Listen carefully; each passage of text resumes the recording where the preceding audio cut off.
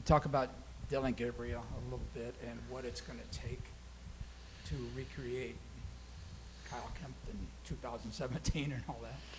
Yeah, well, I mean, you're talking about as veteran of a team systematically. Dylan's been in this system not just at Oklahoma, but since Central Florida.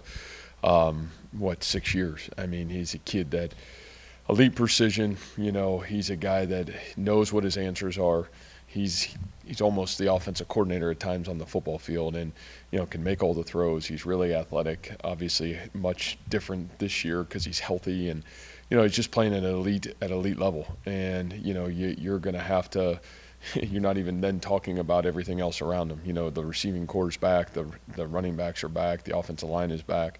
So, they are a football team that's clicking on all cylinders right now, certainly on the offensive side of the football, and then on the defensive side, really talented and really young. So, for us, it's a huge week for us to continue to move forward. I think each week, so that's the opponent, but in the Iowa State camp, you're man, how do you build on what you did well last week? How do you keep growing forward in some of the areas that we need to get better at? And then how do you handle a road game environment? We didn't handle our first test, and have another opportunity to get on the road in one of the great places of all time to play college football. So a real challenge for us across the board.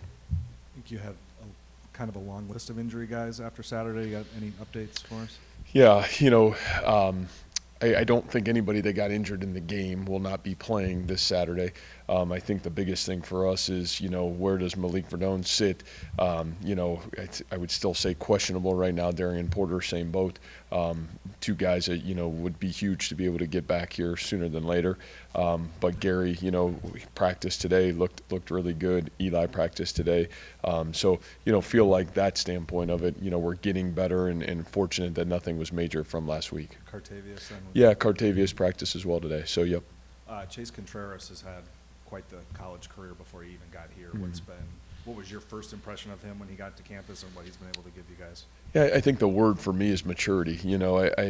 We were so young in that specialist room, and we're a year ago, and I feel like what Chase has brought is veteranness and maturity. And I talk about, man, you missed two really close field goals the week before, and then it's not like we gave him chip shots. You're talking into the wind, and 51 yards, and the other one's 48 yards, and you're going into the wind. And for him to have the confidence to go out there, the maturity to perfect your craft so well that you have the ability to come back and make that kick, I think it says a lot about who he is. And I think if you talk to Perk, you even talk to Jace, he's brought a sense of maturity and process of what it takes to be successful at this level.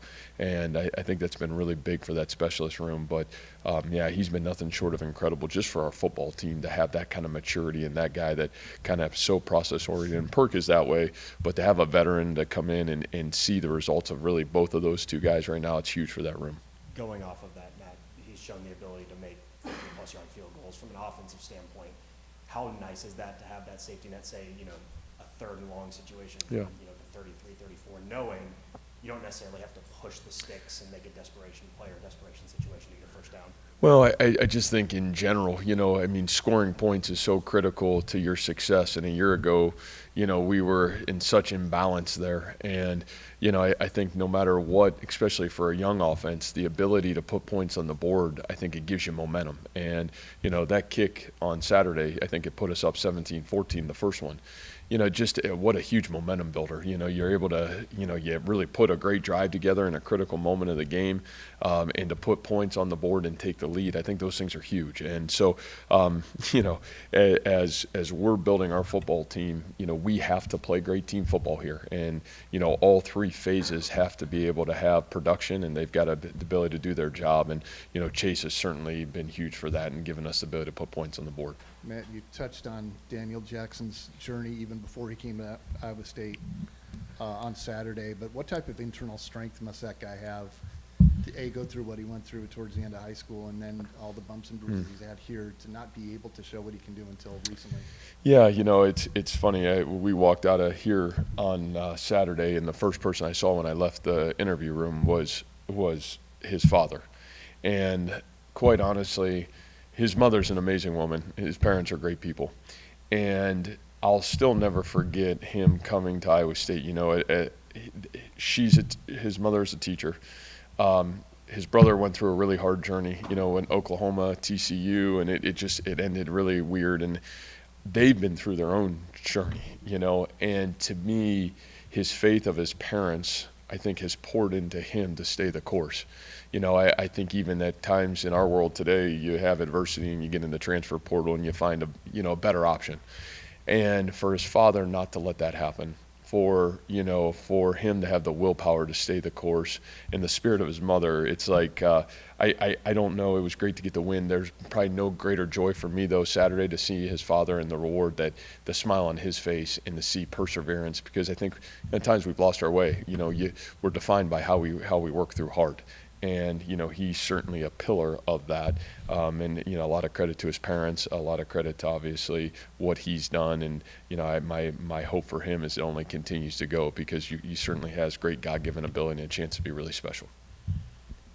You look at Oklahoma, that has one of the top scoring defenses in the country. Ball security has been really big for you guys this year. How do you look to continue that on offense going against them? Well, they create chaos on defense. You know, they're so multiple. They're really talented, and they are high pressure defense. And, you know, I think one of the things offensively for us to just continue to have success, especially in a game like this, you got to do a great job of taking care of the football. And, you know, you look at the games that we've won this year, I think, you know, we've won the turnover margin. The games we lost, we either tied or lost the turnover margin. And, you know, you even go back a year ago, we were poor in that area. And, you know, it's hard to win football games here if that part of the football game fails. So, you know, I think it's just a matter for us to continue to, you know, practice it, make a big deal about it, and continue to do a great job trying to put our kids in position to where, you know, it's not sometimes just a quarterback or a fumble. It's protecting the quarterback. It's protecting the tailbacks.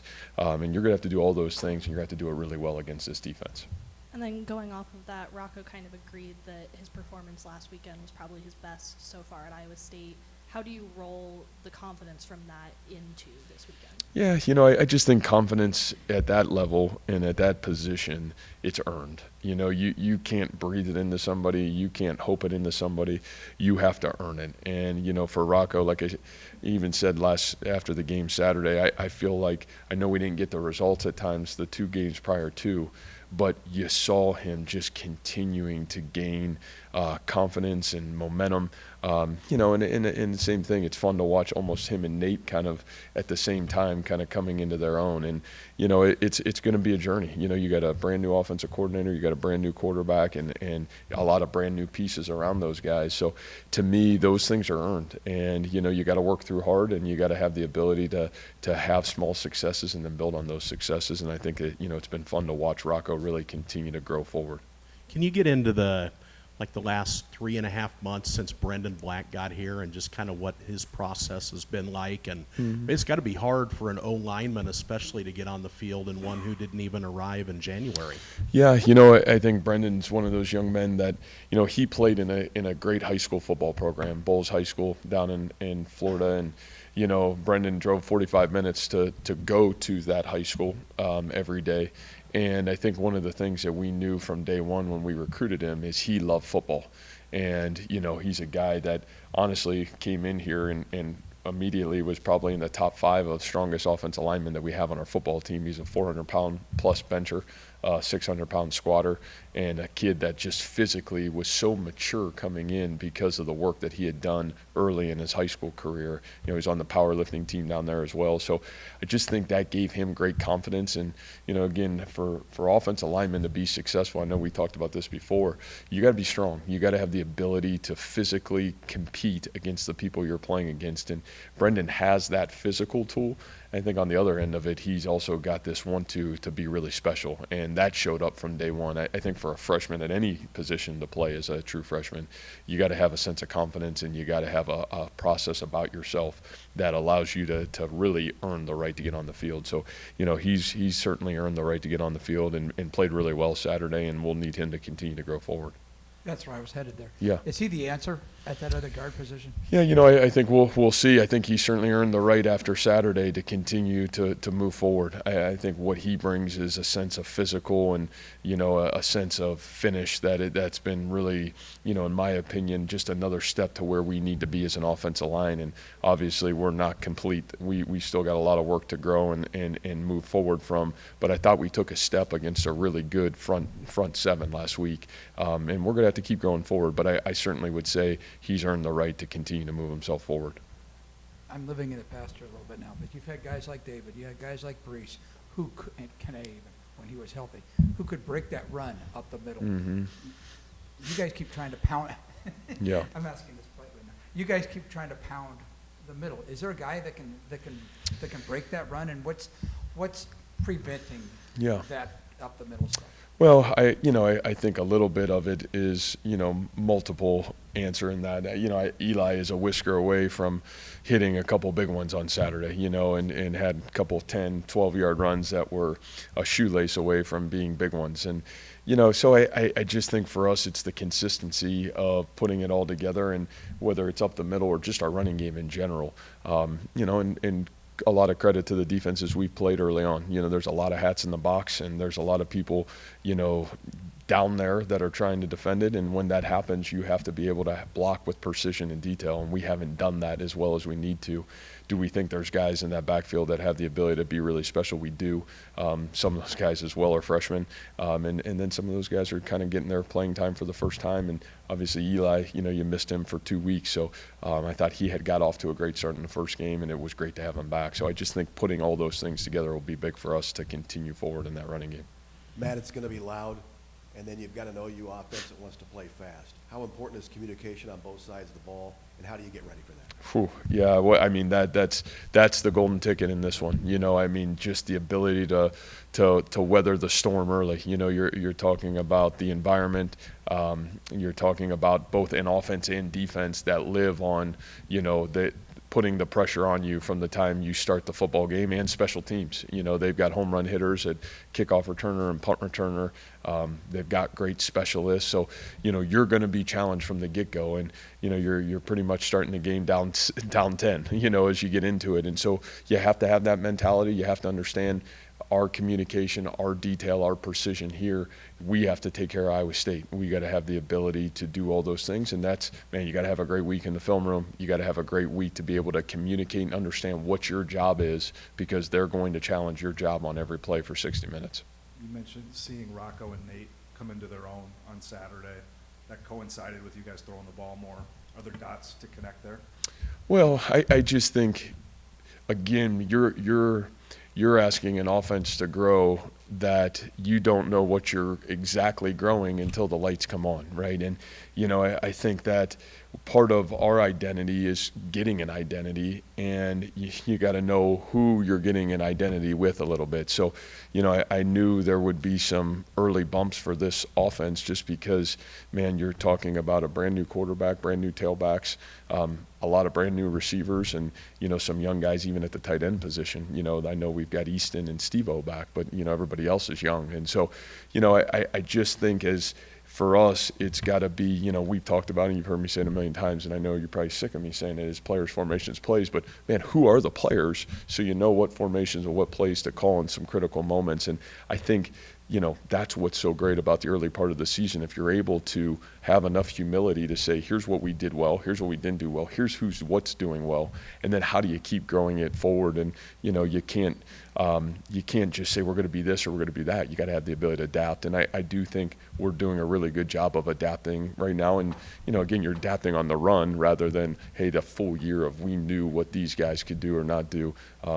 Practice gives you a lot of answers, but until you get out there, I think you're really trying to evolve on the run right now. Well, along those lines, even if you woke up tomorrow and said, I want to throw it 65 times Right. on Saturday, how would this be one of the toughest situations to do that on the road? Yes. And everything you talked about, them being quick strike, where Sure. you can be down 21-0 in the first quarter Yeah. and it doesn't go right?